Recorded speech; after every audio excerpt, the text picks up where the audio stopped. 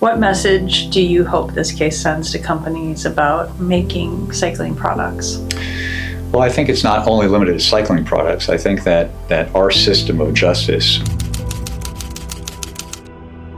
So I represented a client who was riding a $10,000 or $12,000 carbon fiber bike, brand new bike, down the Key Biscayne Bridge. And on the way down at about 35 miles an hour, he lost control of the bike, hit the retaining wall, and ended up on the ground with a catastrophic injury. His arm was actually severed all the way through at the shoulder. And we ultimately determined that the wheel was manufactured defectively and it cracked, causing him to lose control of the bike.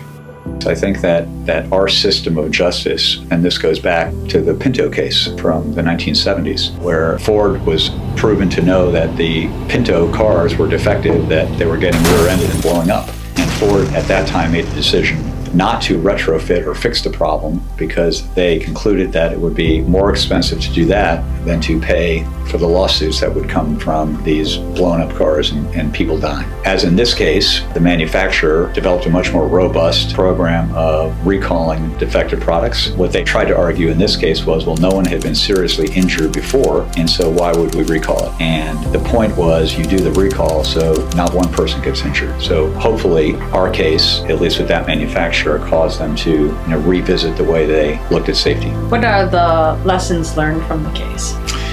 One is that you really need to, as a trial lawyer, be committed to spending time and sometimes substantial resources to even determine if there's a case. As in many cases with big manufacturers, they try to obstruct discovery, they try not to be forthcoming, and you have to be very, very persistent and not give up and keep fighting if you believe in your case, which we did. And what advice would you give cyclists about shopping for carbon fiber bikes? Simple. Most of the big manufacturers will now post recalls, so do your research, number one.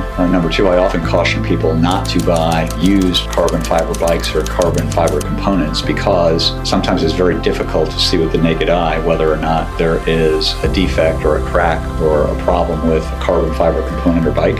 And the problem with carbon fiber, unlike alloy or metal such as steel or aluminum, is that while steel and aluminum will dent or bend, carbon fiber doesn't bend. It either has complete integrity or it's unsafe because even the slightest crack can cause it to just fail catastrophically at any moment.